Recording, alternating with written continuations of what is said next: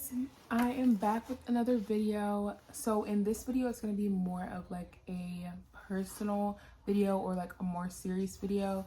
So if you guys are already subscribed to my channel or you already are familiar with me, then you know I do hair videos.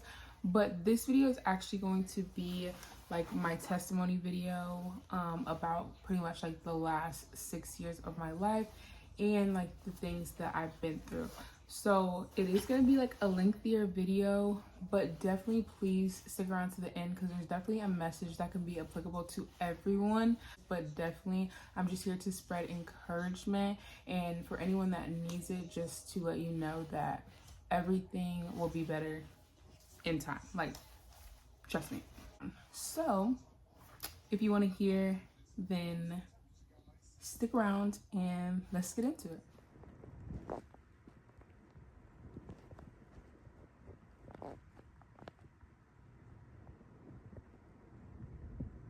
Okay, so I'm gonna start with talking about like the background history, like, and just like things leading up to everything. So I have notes here, so if you see me looking down, that's what I'm looking at. So pretty much just to give you guys background, like I said, I do have a son. So I met his dad in high school, and pretty much that relationship was toxic from the beginning. So I was just really young and naive, and I thought I knew what love was, and I pretty much just stuck around through any and everything. So like I said, in the beginning, I got cheated on from the beginning. So before we even started really talking or dealing, they were already kind of like talking to other people. So this went on, I guess we started like talking or whatever, maybe junior year. So this carried on junior year, senior year, whatever. I had to ask the person to homecoming. I had to ask the person to prom. Otherwise, I wasn't going to have a date. Just little things like that. That's sort of kind of like manipulation, but I just stuck around because I liked the person and I wanted to like be with the person. But obviously looking back on it, it's like red flags. Like, why would you do that? Like, as a young lady, like, don't stoop down to those levels to where like you're having to compromise and ask a man to homecoming and ask a man to prom. Like, those are, yeah. So there was just more incidents where like my parents caught him out cheating or like out with another girl, and I was just naive. Like, they obviously told me about it, and I was just like, well, no, that's just like his friend, and just clueless. I was just like clueless. So to give you guys some background on like my church history, I grew up in church. I grew up serving in the church. So since I was like a young girl, well, since I was a baby, I attended church. But then once I got of age, I started like serving in church. So I did praise dance, I did choir, I did usher, I did AV. I pretty much served until I went off to college. So that's just a little bit of history. I've always been Christian. I grew up Christian. I always served. I was always in the church. Like, I was just very, very overly forgiving. Like, okay, I forgive you. Like I just forgive like anyone, right? So that's just a little bit of background history about our relationship, like in high school, right? So we've moved forward to college. So I live in Texas. I went to a college here in Texas, but they went to a college out of state. And within the first week, I found out that they were cheating once again, and I was in denial. Someone told me that was like close to me, and it's not that I didn't believe them, but once again, I was just very naive, and I guess I just really liked this person, so I just kind of let it, like, I just didn't want to believe that it was true, and so I just kept on dealing with this person, and it was just multiple people telling me, like, Sid, like, this person is cheating on you, like, obviously they don't care about you, like, it's time for you to move on. But I never did. And so it kind of just like carried on until I kind of did actually like get fed up with it, because it did keep carrying on. And at this point, like, I'm looking dumb. Obviously I've been looking dumb. Like, I was just looking pathetic. I was looking like I didn't know my worth. And so at that point, we kind of took a break in college where I was just like, I just want to do my own thing. You obviously have this new girl that you're dealing with in college, so you do that in college, and I'm just gonna be single. I'm gonna enjoy my college experience. And yeah, we take a break, and then it's like summertime, and I specifically remember like him inviting me to his house or whatever, and he was telling me like he's single, he's not messing with anybody, like let's hang out or whatever. And so obviously, y'all, this is my first relationship, the first person that I so-called liked, so-called loved, and so I just have a really strong attachment to this person. And so when they asked to hang out, I'm like, okay, cool, yeah, that's fine. So we hang out, and we were really pretty much like hanging out like all summer, like that whole summer we were pretty much just like hanging out, right? So come to find out, I find out later, the house that he was inviting me to in the summer was their house, like their apartment, like him and the girl from college that he was with.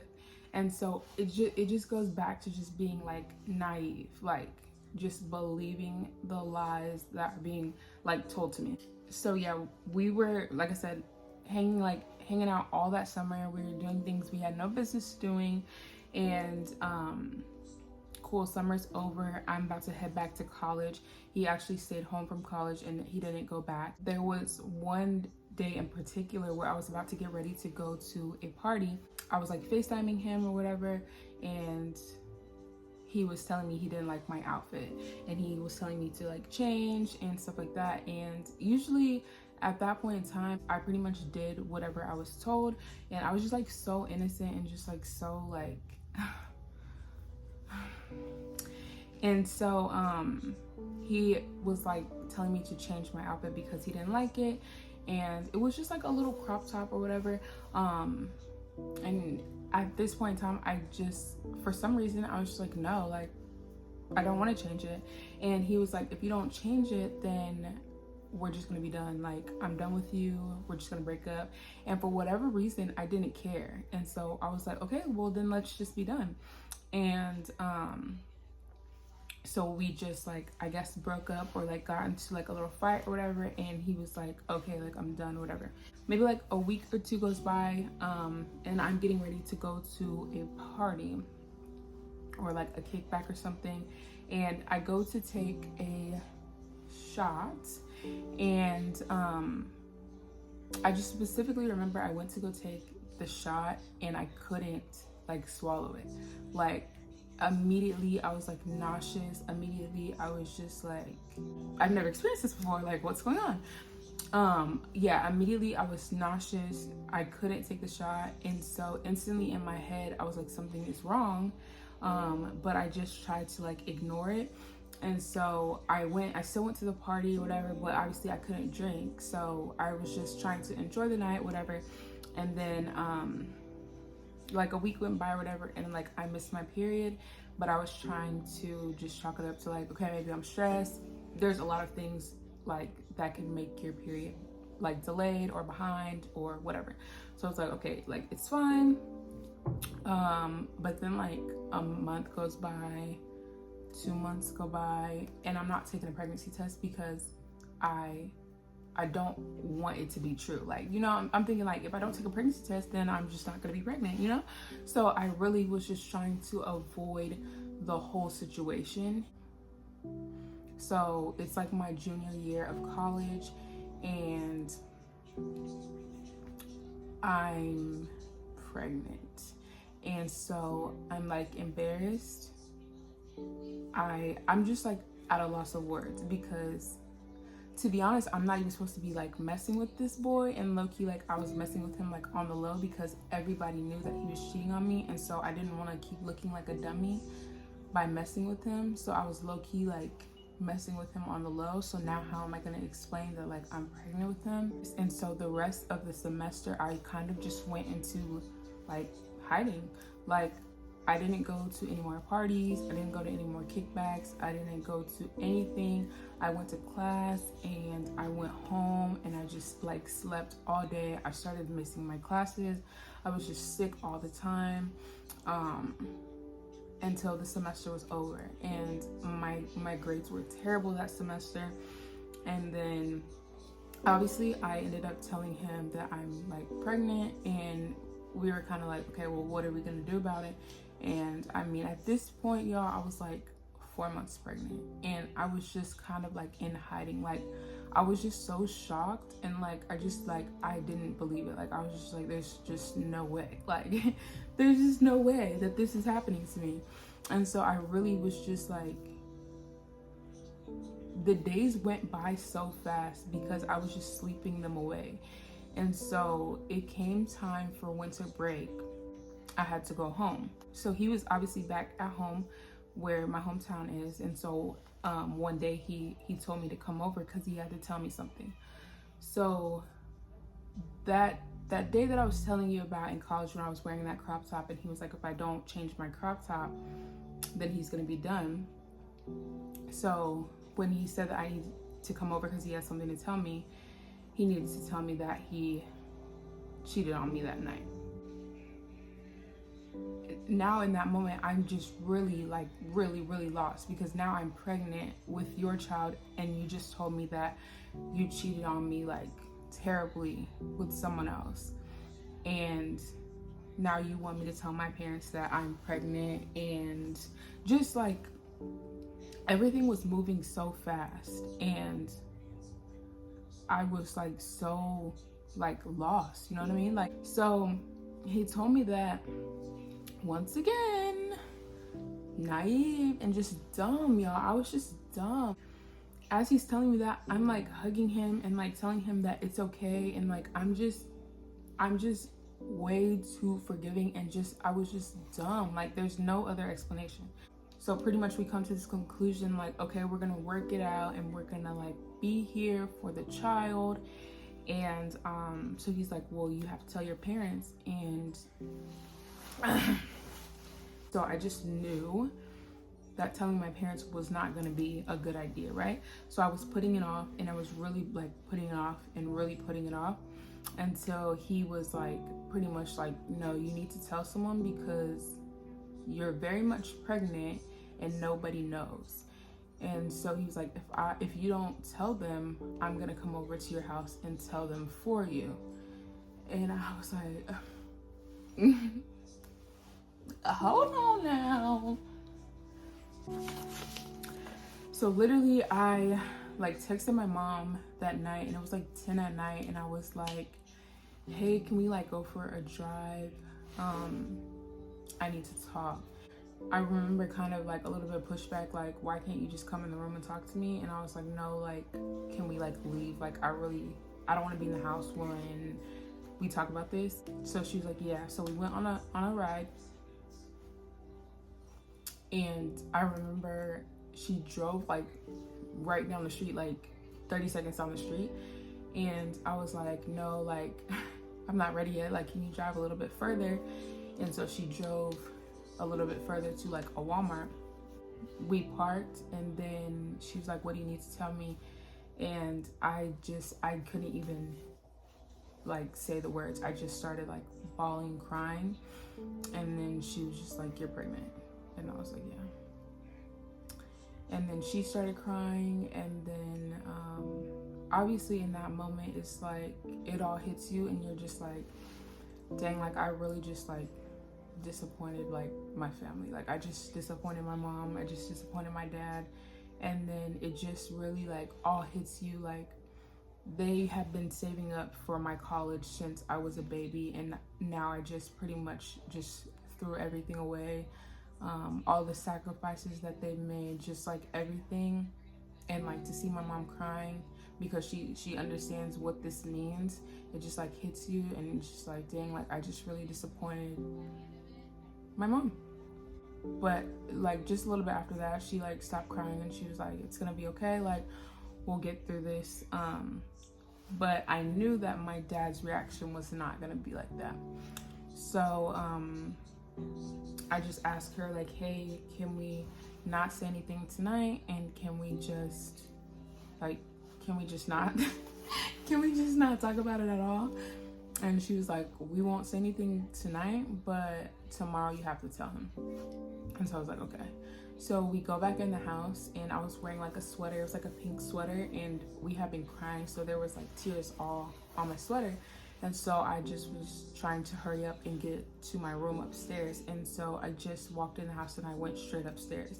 And so a couple minutes later, my dad comes upstairs, and my mom is like right behind him, and I already knew like what was going on. And so I'm looking at my mom like, why would you tell him?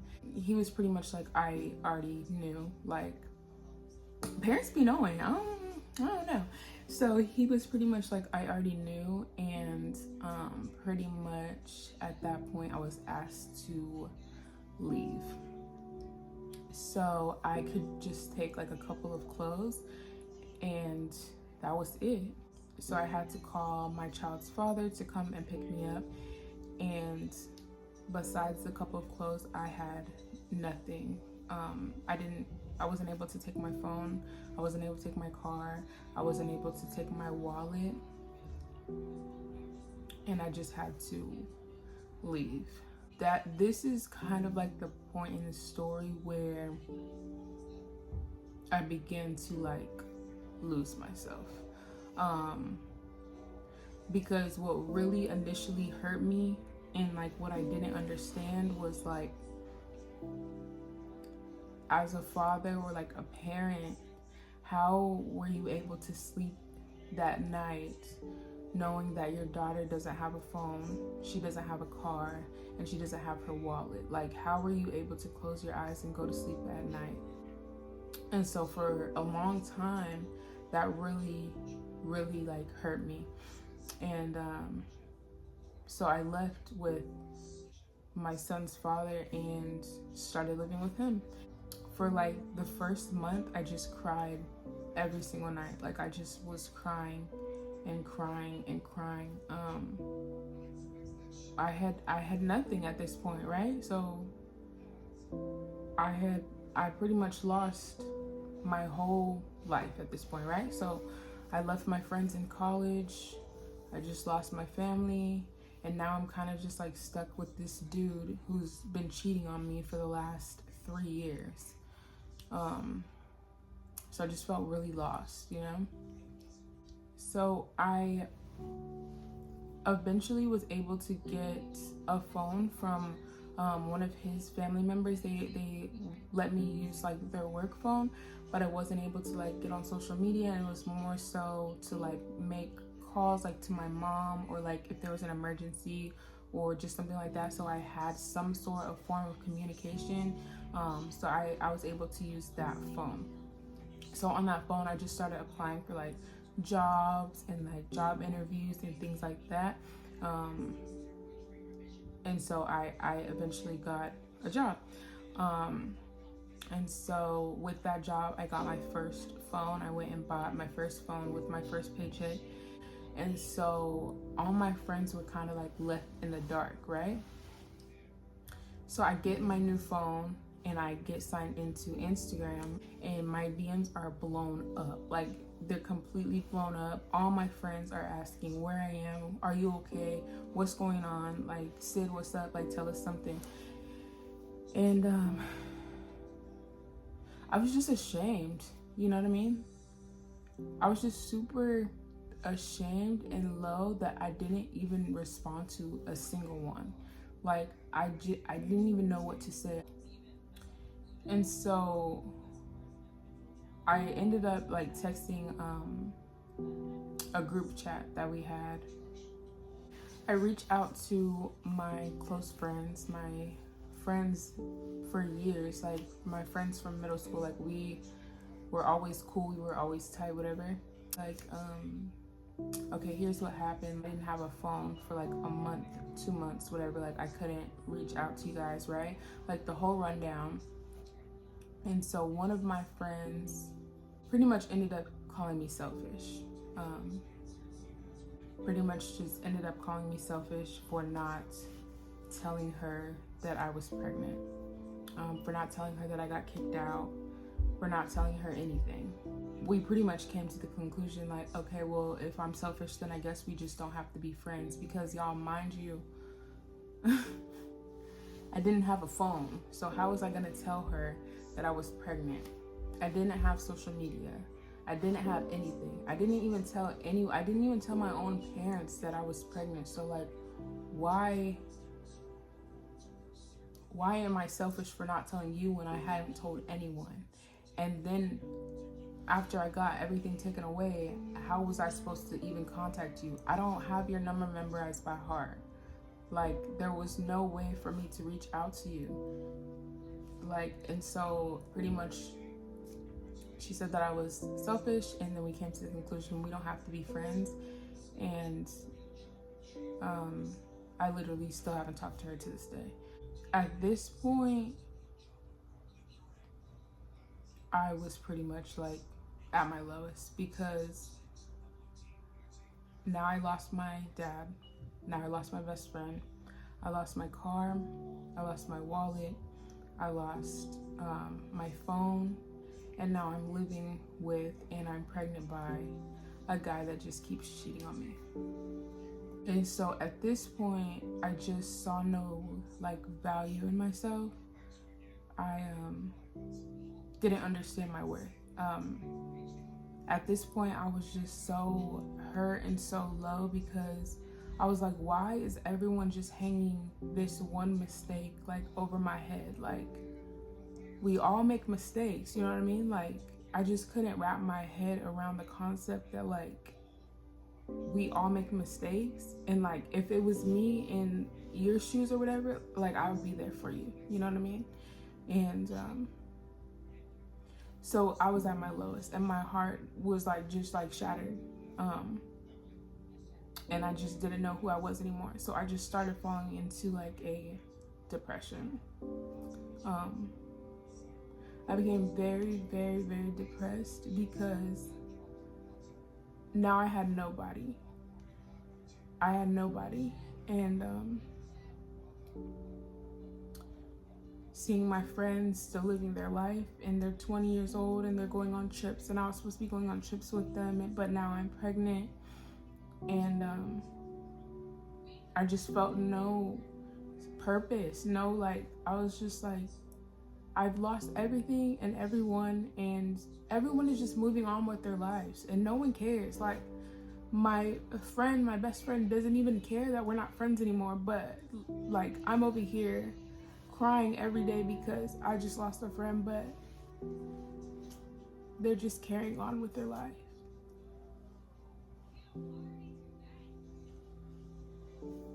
So I just had to make the conscious effort to just keep pushing forward. I really didn't have an option. So fast forward, I end up having Miles.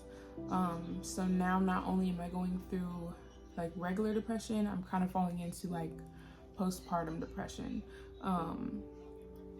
just from everything that I'm going through. And then all I'm doing now at this point is just like sleeping. Like, I'm just sleeping, I'm not doing anything. Like, just to be completely honest, like, I wasn't cooking, I wasn't really like cleaning, I wasn't really doing anything. Like, I was feeding Miles, like taking care of him, changing his diapers, and then just like sleeping all day. I'm 20 years old, and like, I'm 21 now at this point, and I'm taking care of a child. Like, I'm taking care of a baby when I should be on the beach for spring break taking my first legal shot, you know what I'm saying? And so I was just struggling with this self-identity. Like, why am I 21 with a child and I should be living my life right now? And so when I did talk to my mom and we would have conversations, I used to just always get so frustrated and always just say like, why me? Like, why me? Like, why did this happen? Like, why did this have to happen to me? And even when I'm like, was like talking to God and like praying to God, I would just get so frustrated because I was like, why would this happen to me? And so this was like the thought process that I had back then. I was just more so like, there's other girls that have been with way more men than I have been. This is my old thought process. This is not how I think now. This is my old thought process. This is not how I think now. I was like, I've only been with one guy, and the first guy that I've been with, I get pregnant. But other girls can be with whoever they want to be, and they're like, so I really just struggled, and I was just like, why me? Like, why me? And I just remember my mom saying, like, why not you? Like, why not you?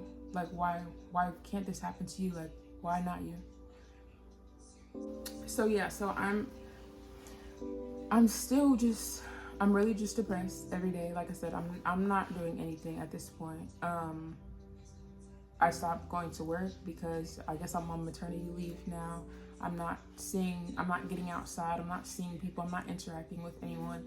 I'm just like lost. I'm just absolutely like lost, right? So Miles is about like 2 months now, and there was one day that I overheard his dad talking to the phone,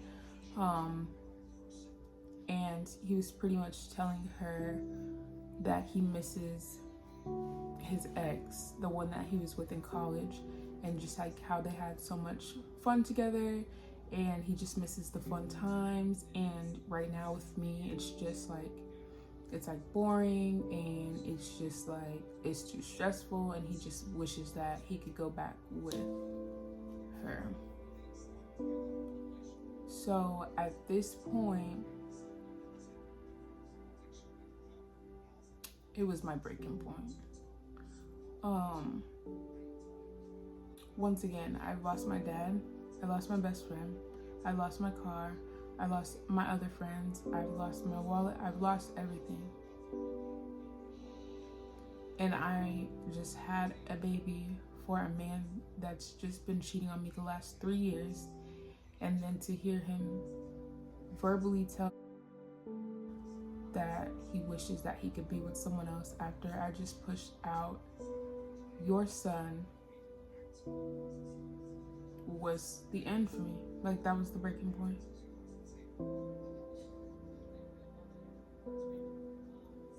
I just could no longer see my worth.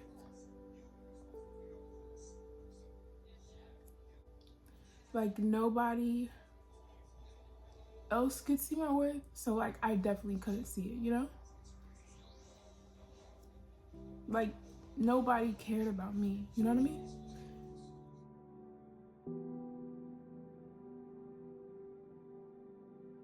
So after I heard that, I went into the bathroom and I locked the door, and I had made up in my mind that I didn't want to live anymore. And I just remember just like bawling, crying, and making my mind up that I just don't want to continue on anymore. I honestly don't really remember too much other than just bawling, crying, and I just remember being too coward to do what I was going to do. Like, I wanted to do it, but I was too coward to do it. And it was, at the time, the only thing that was like saving me was the fact that I just had a son.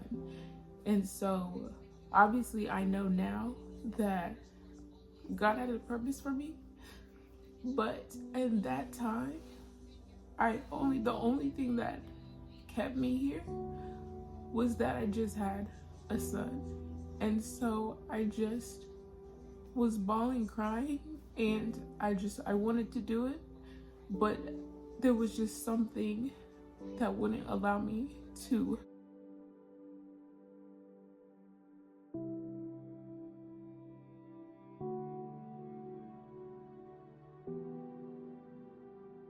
I kind of just picked myself up from that incident, and once again just decided to push forward. So I started a new job, and I was still getting cheated on. Again, like, where's my worth? Like, I just have no worth to anyone. Like, I cannot win for losing. Like, I have no worth. And then, like I was saying, like, I was so broke. At one point in time, we were collecting like a piggy bank for miles, and like putting one like single bills in there and like coins, and I'm not making any money. I was really just working to like get out of the house and just like maybe cover a utility bills or cover just like groceries or just whatever, but I don't have any like money to spend for real. Like, so I remember even like there was a point in time where I was taking money out of the piggy bank to like buy stuff, taking quarters out of the piggy bank to go get a cheeseburger from McDonald's, like taking like just to get the basic necessities. There was a time where I was drinking water from the tap because we couldn't get bottles of water, and it was just like life was so hard back then. Let me stop really quick. My mom did care. So my mom actually did care, and she would come by and buy us groceries and whatever I did need. My mom was there, but I guess I was more so just stuck on the fact that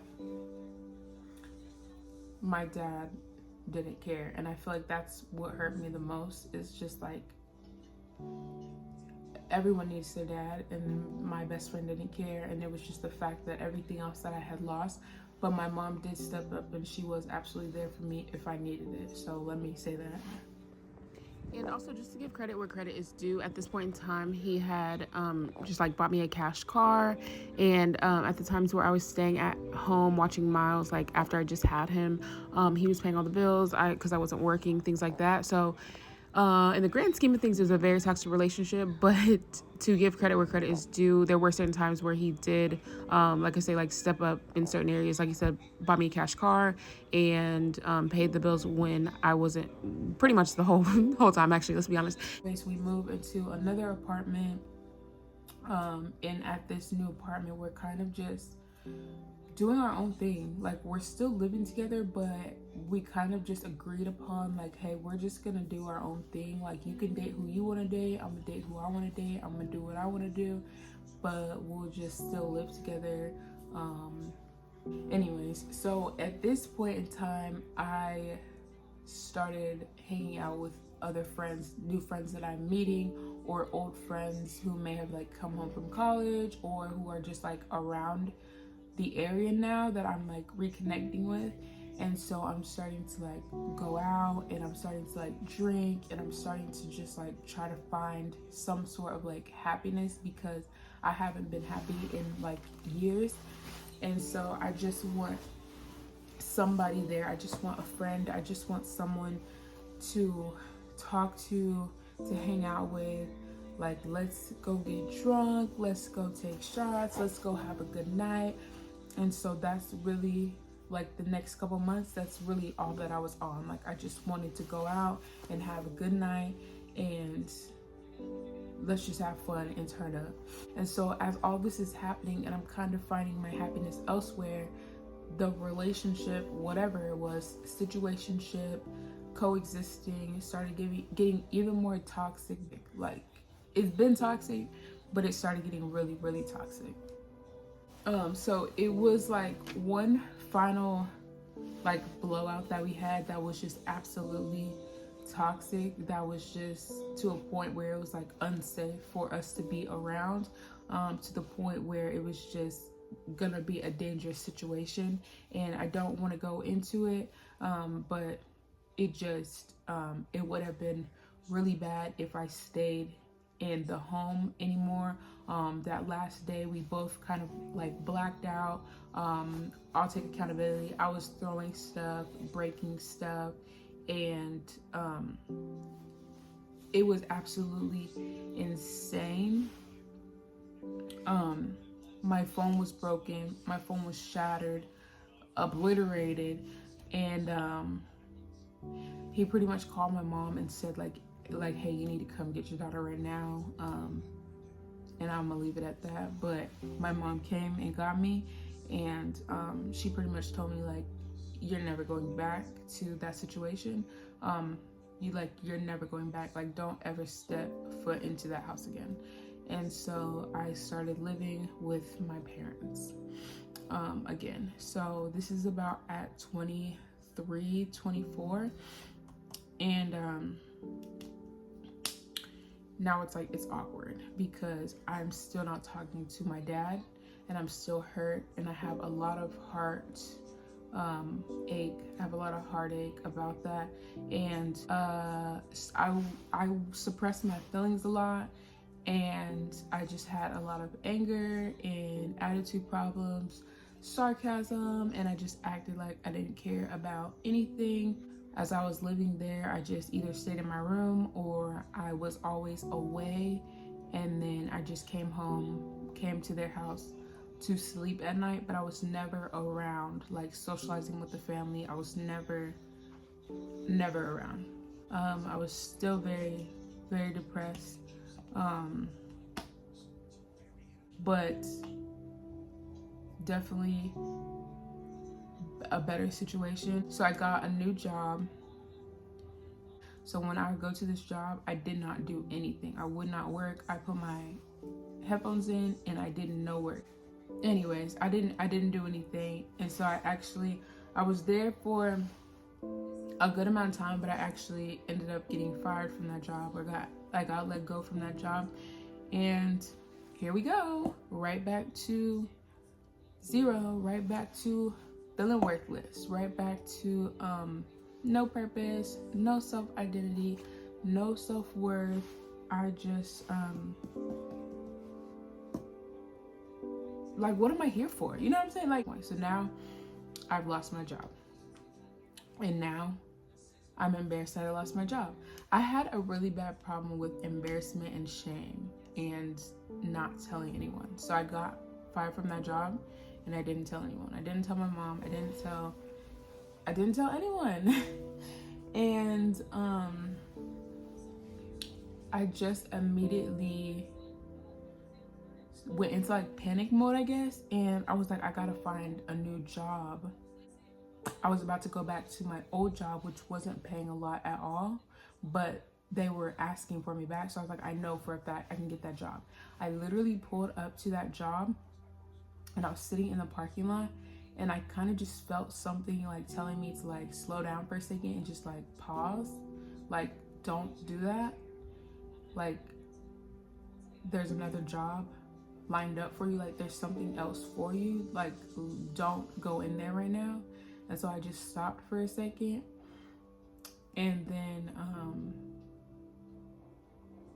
long story short, a couple days later, someone from that job had told me about another job doing the same type of work that pays much better. So long story short, I ended up applying for that job. I got the job, and yeah, it pays like 2 to 3 times better than that job did. And I'm actually still there to this day. When I got that job is where, for the first time, I saw my life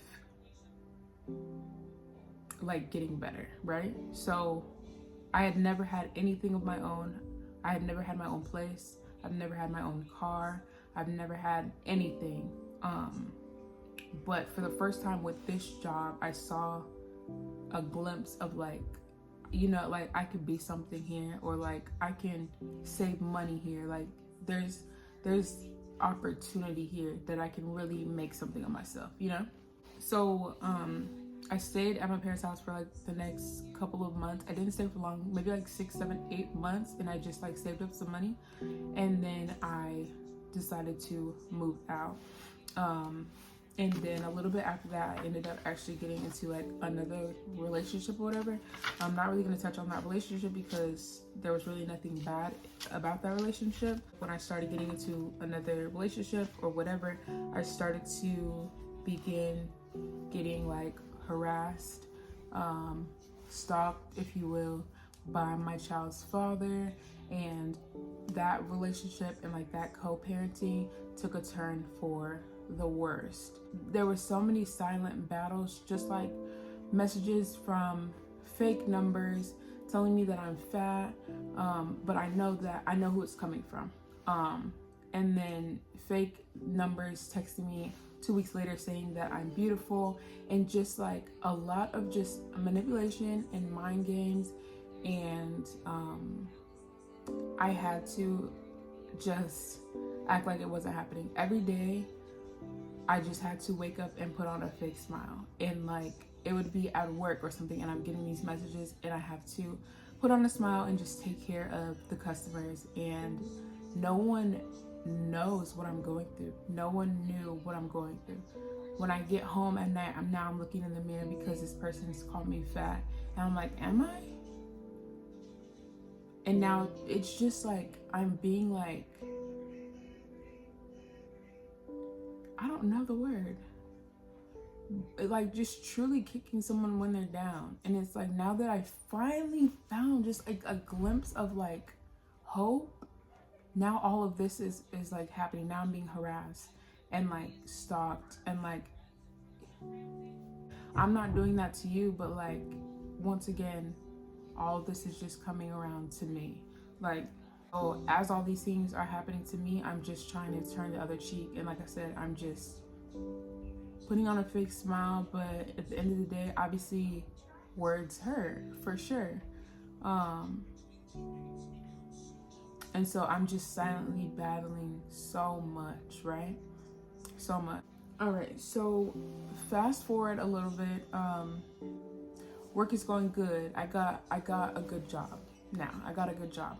I'm able to save some money. I'm able to like take care of myself. I have my own place now, right? And like I'm in this like new like relationship or whatever, right? And all is good, right? Right, all is good. So this is kind of the point in time where I'm starting to see things shift for me, right? I'm starting to see like a little bit of the light at the end of the tunnel. There was one day in particular that my parents were watching Miles. I had to go to work, and so my mom watched Miles for me on the weekends, and I was over at their house and I was saying goodbye to my mom, and I was about to leave. So Miles is like 3 at this point in time, and obviously he has no idea about the relationship between me and my dad. He has no idea what's going on. And so on this particular day, I said goodbye to my mom, and then Miles just like randomly was like, "Mommy, go give Papa a hug." And at that moment, literally like my jaw dropped, and I looked at my mom and I just started like bawling and crying, because as I said, there's no way that Miles knew everything that had happened. There was just no explanation for how that happened.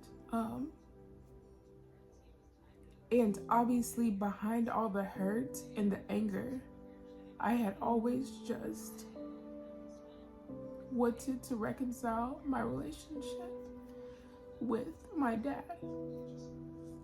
And so for Miles to just randomly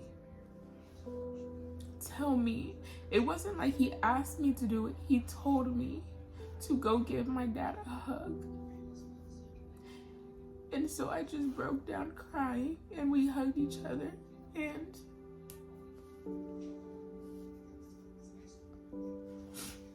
that was like the first step to reconciliation and restoration between our relationship. And in that moment, I knew that God was preparing me, or was planning to restore everything in my life, because again, there was no explanation for that, and I knew that it was only God. It was God using the very thing that broke me, which was my pregnancy with Miles, to reconcile what had been broken, which was my relationship with my dad. How it all just tied together. The very thing that broke our relationship was the very thing that brought it together.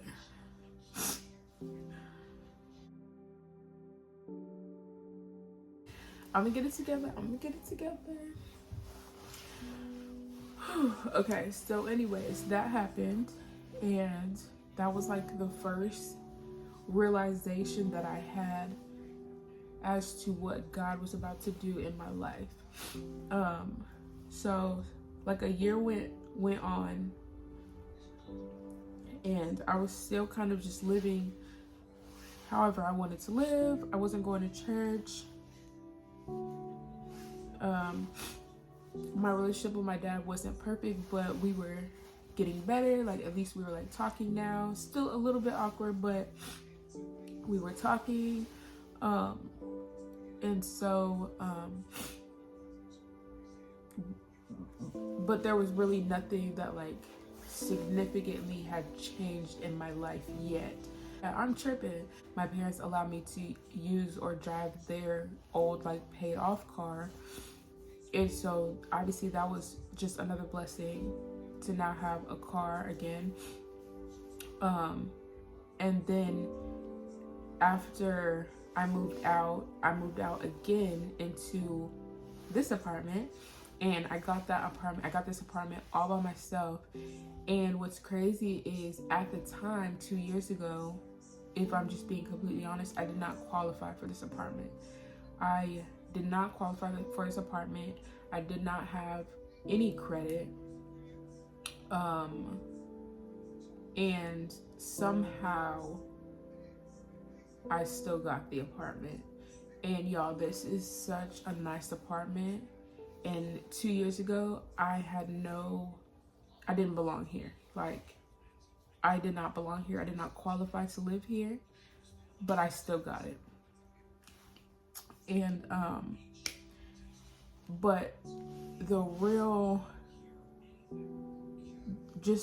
restoration happened last year. So it was like the beginning of last year, maybe like March or April. I've always been a Christian. Like I said at the beginning, I grew up in the church. I have always loved God. I've always known that Jesus Christ is Lord. No debate. That's period. And, but I was just living very lukewarm. I was living for myself. I was living to please myself and do whatever made me happy. And so it wasn't until last year that I was just kind of like scrolling on TikTok, and there was just multiple videos that were really like drawing my attention and just like really like pulling me in, really like just like pulling me in, really pulling me in. And they were like, they started off as like loving videos, just pouring out like the love, because up until now, I just dealt with so much shame, right? And so I dealt with like the shame of like having a child and I'm not married, and then having a child by someone that cheated on me for 6 years, 5, 6 years, whatever. And so I just dealt with the shame and like the condemnation and just like the side eyes and just like just the embarrassment, right? And so the videos that I were watching was just like addressing the shame. Like, shame does not come from God, it comes from the enemy. Like, God is not ashamed of you, like you're his child. And so they would just hit me like in the heart, and I would just like start bawling, because like in that moment when you're just so ashamed of yourself, you just want to hear that someone loves you. And they were just hitting me, and I was like, that's all that I need to hear, was that someone loves me, and that they're not ashamed of me. Like, they don't care. They don't care. They don't care that I've messed up.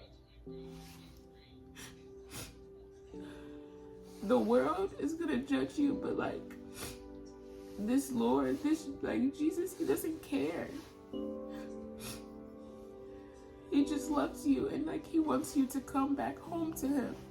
And so those videos were like striking my heart. because I wanted to experience like this love that I haven't had yet, because everyone turned their back on me. I just needed someone to love me. And then after I started feeling that, I felt compelled to start reading the Bible. So obviously I've read the Bible growing up, but I never read it like to comprehend it. I more so just read it like, oh, this is scripture that we're learning today on Sunday, but never read it to comprehend it and like to understand like what is he saying to me. And so I read it and I started understanding and I started loving it. Like I love reading it. And then I started getting convicted. So after reading it, I started feeling something like change within me. And so the first thing that I noticed like that change was my heart. And so I make fun of myself because how I was telling y'all, I used to have like a really bad attitude and like I used to be mad. As you guys can see throughout this video, all I do is cry now. That's all that I do. That was the first thing that I noticed in myself, was that my heart was changing. Like my heart was open and soft and like gentle, instead of having to be independent and try to figure it out on my own and just be upset at the world. I've now found a place where I'm like safe and where I can just rest and like just be gentle and be loved. Like I don't have to do anything. I'm just, the love is just given to me. I don't have to do anything to earn it, and I can't lose it by doing anything. And so with receiving that, you have no other option but to soften your heart. After you've received the love, your heart just becomes like soft. Like you just like become so emotional, and just like that was the first thing that changed. And then I just didn't want to do wrong anymore. Like all of a sudden, like now that I've experienced such like goodness, I don't want to like do wrong anymore. I had no desire to like sin anymore. Like nothing in me wanted to cuss anymore. Like I just, like cussing is just so like, it's almost repulsive coming off of my tongue now. Like I just don't want to do it anymore. Like there's nothing in me. It's almost like intentional. Like I would literally have to go out of my way to say a bad word. Like it just didn't feel right anymore. And then like secular music, like it was just too much for me. And then like all I wanted to do was just listen to worship music and just cry and then just like feel his presence. And just like everything was like just shifting for me so quickly, and I had no idea what was going on. I had no idea what was happening. Everything happened so quickly. And I just ended up finding myself in isolation. So the person that I was with, now all of a sudden we're not getting along, because I don't want to drink and get drunk anymore. I don't want to do certain things anymore. I don't want to cuss anymore, and I don't want to listen to that trap music anymore. And so now we're like not getting along, and now it doesn't even feel right like hanging with the person, and it's not sitting right with my spirit. It's not sitting right, and I'm trying to force it, and it's not sitting right. And the person is not a bad person at all. It's not that they're a bad person. It's not that they treated me wrong. It's just that like we're just not here anymore. Like I just don't have the desire to do any of that stuff anymore. And even when I give into that stuff, it feels terrible afterwards. Like I just have so much conviction, and I'm just like, I don't want to do it. Like I just don't want to do it anymore. And so that began to like just fall apart as well, because it literally just won't work. And so there came a point in time where God kind of just like put on my heart, in my head, put on my heart, I don't know, a list of promises. Just random, just like things that he knew that I wanted. I haven't even spoke out loud. Things that he knew that I needed that I didn't even know that I needed. So literally just a whole list of promises. And so then I really began to get into isolation because I just didn't know what was going on. It was just such a weird transition, and I began literally seriously just like isolation and just like deep diving in the Bible, deep diving into prayer, deep diving into worship. That's all I listened to. Just on the way to work, worship, like crying and just worshiping, crying and worshiping. That's it. And again, I had no idea what was going on. Like, why do I no longer want to listen to Drake? Why do I no longer want to like do these things? How come I don't want to drink anymore? Like, drinking used to be fun. Like, like it just all happened so fast, and I didn't even understand it. So slowly I started seeing God's promises come to pass. So he told me that I needed to join a church. And that was a hard one for me because of the shame and the condemnation. There's a lot of legalistic churches and I don't really want to get into it, but I just had the fear of, I'm going to show up at a church and I don't have a ring on my finger, but they're going to see that I have a child, and everyone's just going to be looking at me, and nobody's going to understand, and just, it's just, right. So I was really scared to go to church, right? So I put on my Instagram, does anyone know of a good church in the Dallas area? And a friend reached out to me and they told me of a church. So I'm like, okay, I'll try it out. So I pull up to the church and I sit in the car for like 15 minutes. And so now I'm like late for church, like 15 minutes. And I just really did not want to get out the car. And I'm like, I just really don't want to get out the car. I really don't. But I ended up getting out. And from the moment that I stepped onto the parking lot, this was an experience that I've never experienced in my life. Just walking up and getting greeted and people high-fiving my son and like welcoming him and welcoming me, and nobody's looking at me like, oh, you got a son but no man, oh, you got a son but no ring on your finger. Like, everyone is just so welcoming. Like, I've never experienced it. And so I go into church and I go into worship, and I've never cried during church. I've never felt the presence of the Holy Spirit in church. I've never lifted my hands in church. And that was the first time that I cried in church, that I lifted my hands in church, and that I felt the Holy Spirit in church. And I've been going there ever since. So that church, it felt like home. I knew that was it.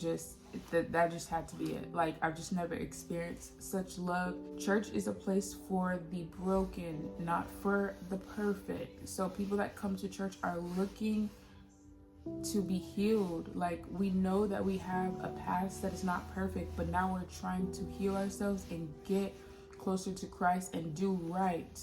And so this was the first church that I found that treated me as such. They looked at me as an individual, because we all fall short and we all sin, and they looked at me as their own, like no different, right?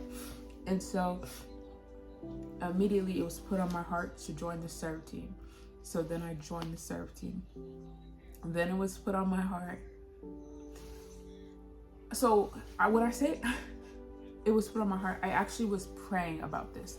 So I had no idea that it was going to be what it is, but I was just praying to God, Lord, I need friends that are moms.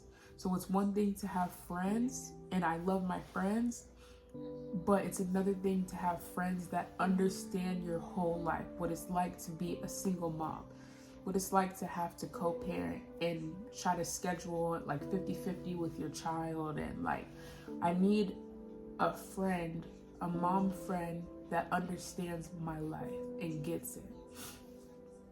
So as I'm serving one Sunday, someone comes up to me, also on a serve team, and he's like, hey, you should join a connect group. He's like, I have the perfect connect group for you. He's like, we actually have a single mothers connect group. And I mean, how much more perfect? Like, how much more perfect can it actually get, right? And so obviously I sign up for the group. So he walks me over to the girls and I sign up for the group, and that group has changed my life. We just started session 2 and it's grown. We got some new girls in the group and I'm so excited to see where this group is going to go, y'all. So Single Mothers Connect group. He's connected me now with a group of single mothers that know exactly how I feel. They know exactly what I've gone through. Like, it's absolutely amazing. Yo, watch out for our single watch out for single mothers, okay? This group is about to take over and we come in, okay? We about to round up all the single mothers and okay. Anyways, then he put on my heart that I was gonna go back to school. I had no drive and no want to go back to school. I was completely fine and completely content with the job that I have now, and it makes me good money. And yo, ooh, this is crazy. So why I say it's crazy is because right now, January 2023, it's looking like I'm no longer going to be able to stay at this job because of certain reasons. And it's so crazy because I was just telling y'all I was completely fine with just staying at this job because it was making me good money. But like I said, God put on my heart that I needed to, like, it was imperative that I go back to school so I can graduate in December. And now, literally looking and reflecting right now, it's crazy because like he needed me to get a degree because I'm not going to be able to stay at this job any longer. Like, it's crazy. It makes me good money and I'm completely content with it, but he was literally just putting it on my heart, go back to school. It was like, sign up for classes right now and go back to school, and I'm not playing with you. And so I did. So I was taking classes online and I was working full-time and I was a mother. And so it got to last summer and I'm doing fine in my classes, and then all of a sudden I get pneumonia. So y'all, this semester I was taking statistics 2, and I had already, going into it, I was already apprehensive and I already had a feeling that I wasn't going to do well in the class, but I knew that I needed to pass this class to graduate. And this was a summer course, a 4-week quick course. You had to keep up or you were literally just gonna fail, right? So I had got 2 weeks in and I had 2 weeks left to go, and I got pneumonia that 3rd week. And at this point I was pretty much defeated, right? Because I'm like, now I have pneumonia, and y'all, I got pneumonia out of nowhere. I never had COVID, knock on wood. I didn't have the flu. I didn't have anything. They tested me for everything. They didn't even know that I had pneumonia. Like, I went in there, I went to the emergency room because I just wasn't feeling well. I didn't have a fever.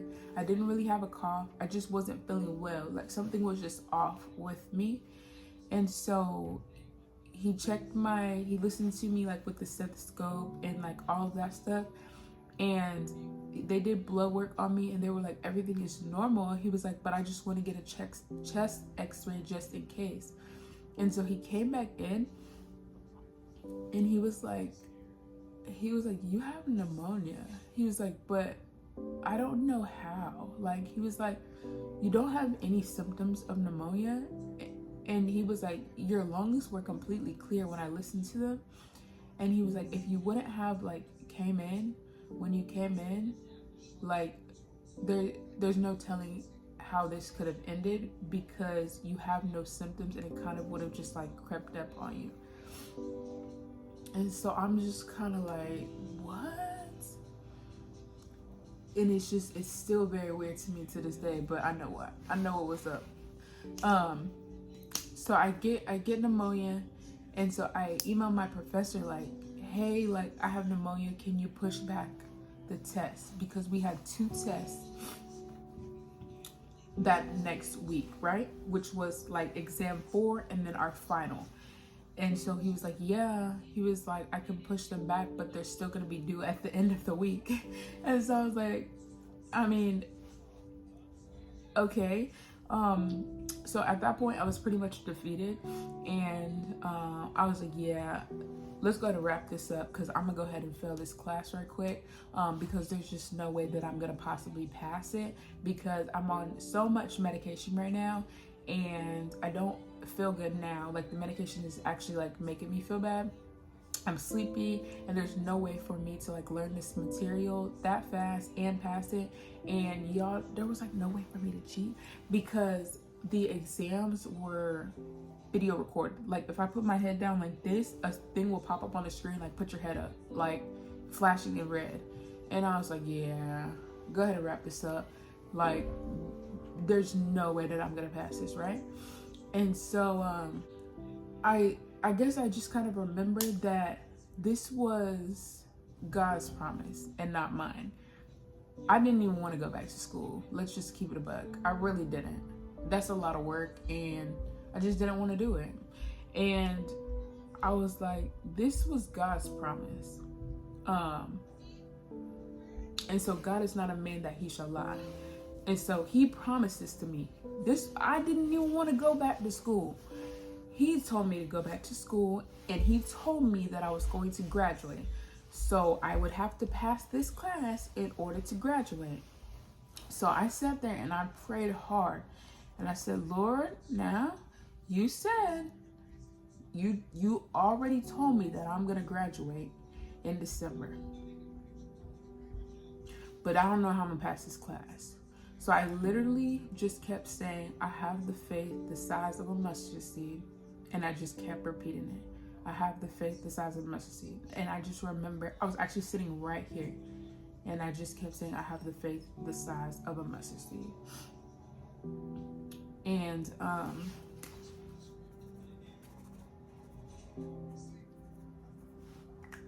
I passed the class. I passed the test. And then the next test that went round was 2 days after I took the first test. And I was really nervous about that one, because I really needed to pass that one in order to pass the class. And I only had 2 days to learn the material on that one.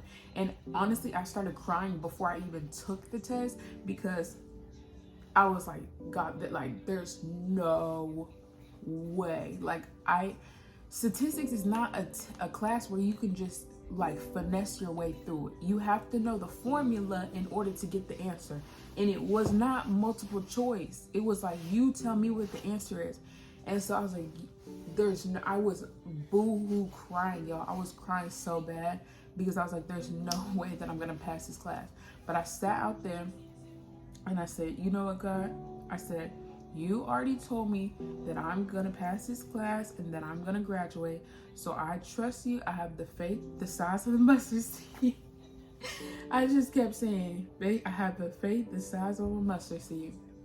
And I passed the test. And I passed the class. And the next semester I took 4 classes. So I worked full time. I took classes full time. And then I was a mother. And I graduated in December, y'all. I graduated last month. Listen, God is not a man that he shall lie, and anything that he promises will not come back void. Although you may not see how it'll come to pass, although you may not see how it's going to happen, if he made a promise, he's going to make a way. Like, I promise on everything I love. I was like, there's no way I'm going to pass this statistics class. Like, there's absolutely no way. It's actually impossible for me to pass this class right now. It's actually impossible.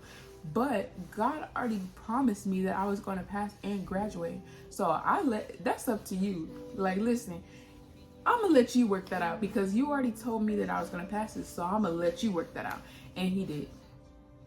And he will every time. And then, y'all, the last thing, it's not the last thing, but this was one of the other things that he promised me that was one of the last things. I'm not going to share everything that he promised me, but these were just some of the ones that I did want to share. Was a new car. Check this out.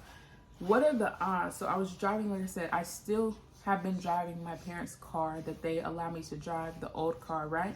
So back in like September, October, the catalytic converters were going out. And so they said that I needed new ones. It was going to be a whole lot of money to get new ones, right? And so the registration went out. It expires in December. And so what are the odds? So that means because the catalytic converters are going out, I would not actually be able to pass my inspection. So that car wasn't going to go past December. It wasn't going to go past December. So once again, God told me I'll have a new car by the end of the year. By December, I'm going to have a new car. And he had put that on my heart way long ago, like at the beginning of the year. And I was pretty much not laughing, but just like, yeah, okay.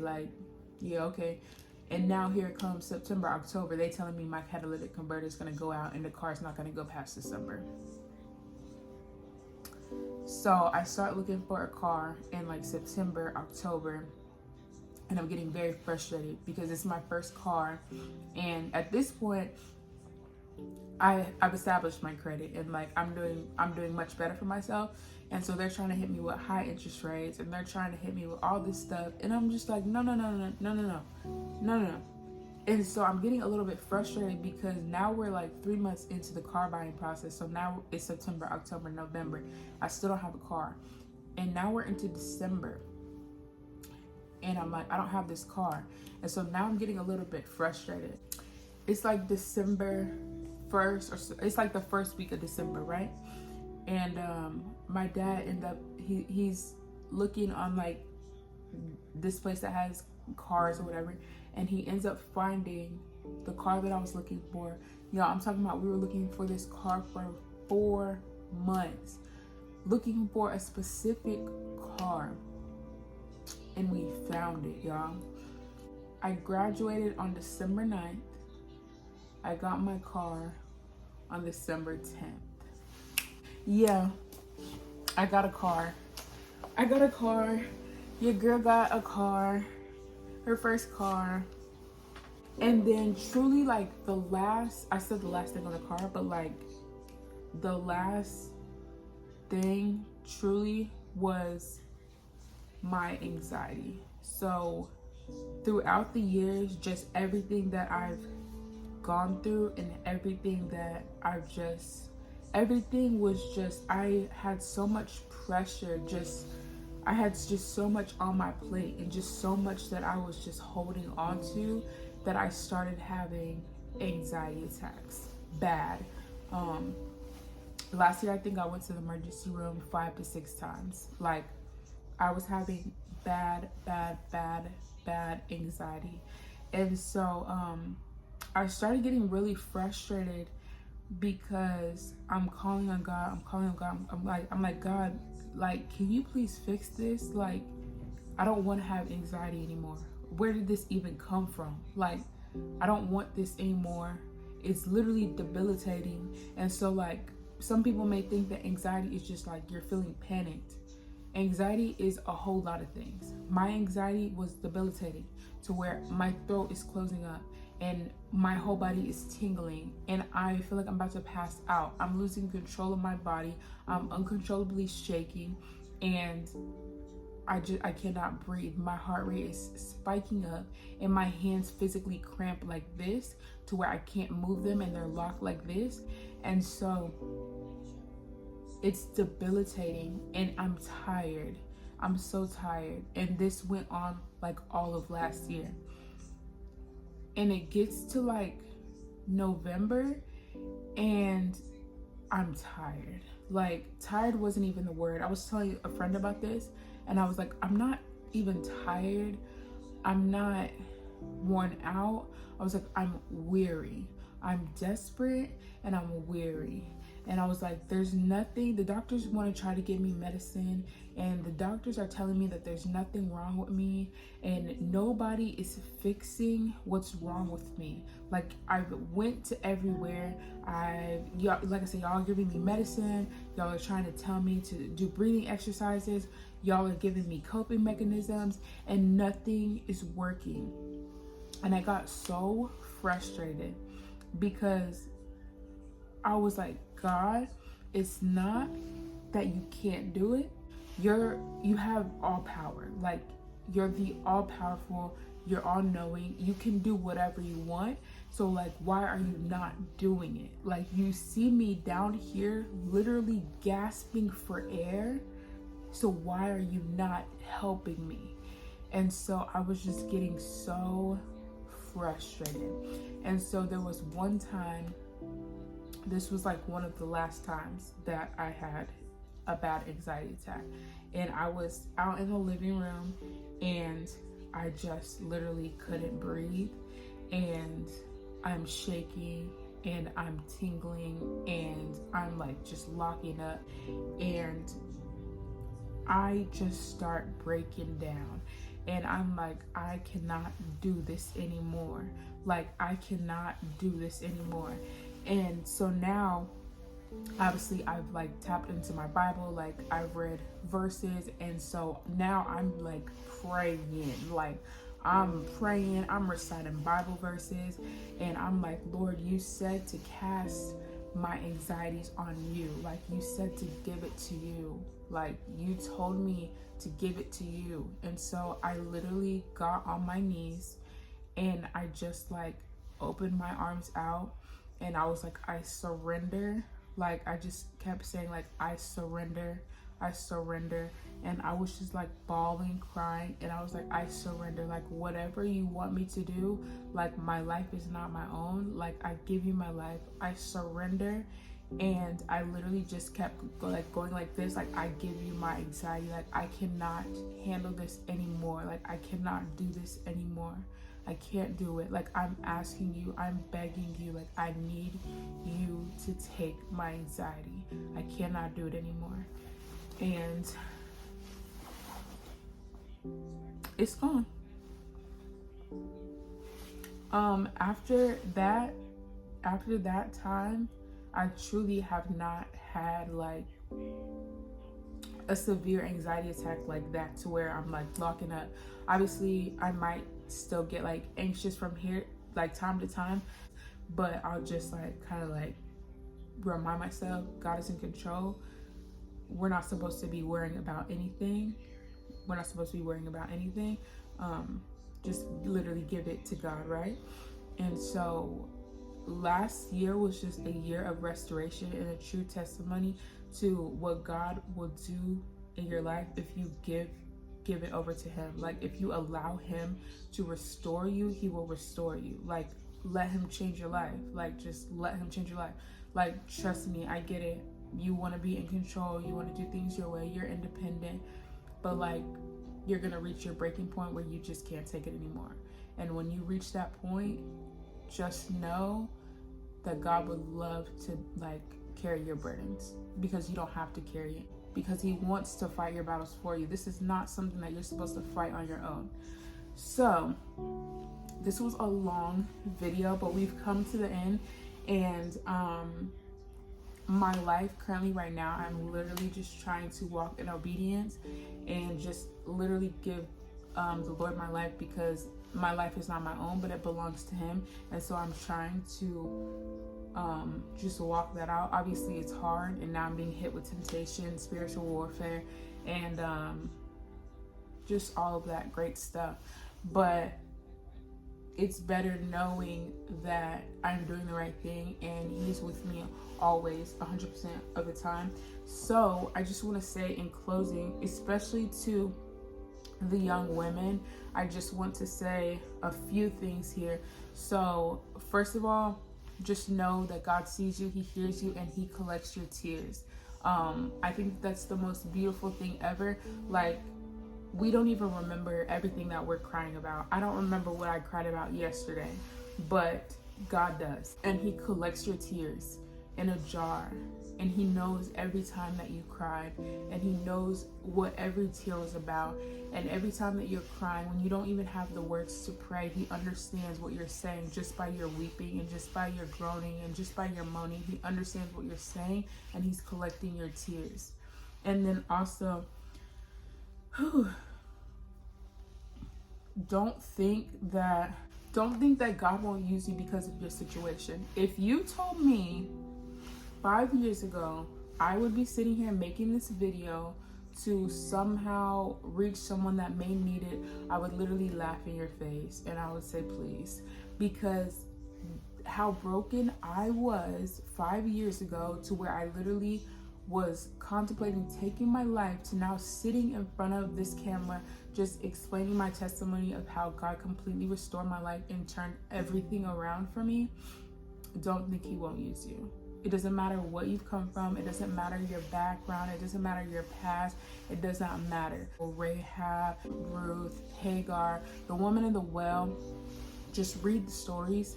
The woman at the well, she had a very promiscuous lifestyle. She was at the well and Jesus encountered her, or she encountered Jesus. And he pretty much said, you know, if you drink from me, you'll never thirst again. Like, which pretty much just says, like, if you like follow the Lord, if you give your life to the Lord, you'll never thirst again. You're looking in the world for love. You're looking in the world for peace. You're looking in the world for satisfaction, and that will not, you'll be looking for the rest of your life. But if you go to the Lord, he'll give you all of that stuff. He created peace. He created love. He created everything that you're looking for in the world. So if you just go to him for it, he'll blow your mind and he'll give you more than you could ask, think, or imagine. Okay? And then the last thing, and this is something that I tell people all the time, don't think that God doesn't see you. Don't think that God doesn't understand. And when you're in your situations and you're low and you're crying and you just think that this is the end all be all, because I've been there and I understand, just know that Jesus is there with you and he's crying with you. So when you look at the story of Mary and Martha and Lazarus, right? And we know that Jesus wept, right? So Jesus wept is like, it's the shortest verse, but if you really like dive into it and you like really sit there and think about what that means, right? So if you just think about it, Jesus already knew that he was going to resurrect Lazarus, right? He already knew what he was going there for, right? And so Mary and Martha were crying because they just lost their brother. And in that moment, Jesus wasn't like, why are y'all crying? Like, he wasn't dismissive. He wasn't like, I'm about to resurrect him in like 2.5 seconds, so y'all need to get it together. He wasn't any of that. He sat there with them already knowing that he was going to resurrect their brother. But he sat there in that moment and cried with them. So when you're crying, just know that Jesus is right there crying with you. He's right beside you. He's all around you. He's not dismissive. He's right there crying with you. And he already knows what he's going to do. 5 years ago, when I was in that bathroom crying, he was crying with me, but he already knew that I was going to be here. He already knew that I was going to be here 5 years later making this video. So just know that when you're crying, when you're down, he already has a plan for you. But in that moment, he's with you. He's with you.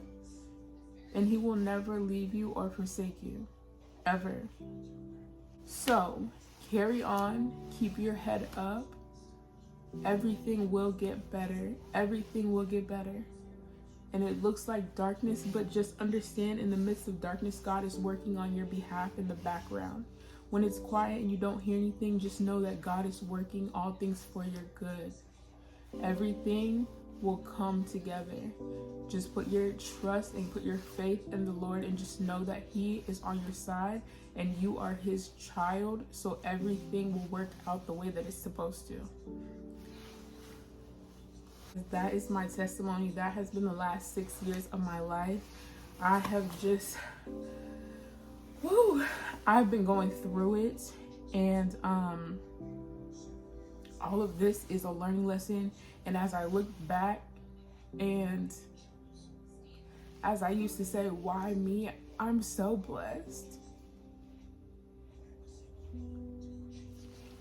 I'm so blessed and grateful to have been chosen to go through the things that I went through, because it truly builds your character, it builds humility, it builds resilience, and it builds your faith.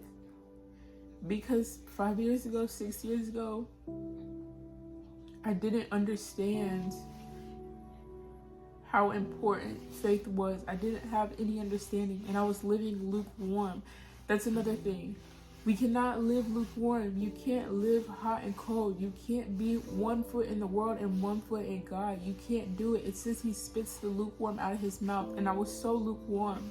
And I'm so glad that through all of this, I was able to at least wake up and realize that I was living lukewarm, and I cannot continue to live like that. Many people will say, Lord, Lord, have we not prophesied in your name? Have we not cast out demons in your name? And I will say to them, depart from me, I never knew you. To know God is to follow God, is to follow Christ, is to be like Christ, is to pursue holiness. You cannot think that you can do whatever you want and then think that you're going to experience the kingdom. It doesn't work like that. You cannot be 1 foot in and 1 foot out. So if you have any questions, I'm not going to hold you guys up anymore. Please comment them down below if you have any questions. You can DM me on Instagram. Share this video if you think that anybody needs it. And I will definitely be making more in-depth videos on this topic. And thank you guys so much for watching. If you're still here at this point, thank you. And I hope somebody got a word from this. I hope it touched somebody. And yeah, I love all of you guys, and I will see you guys in the next video.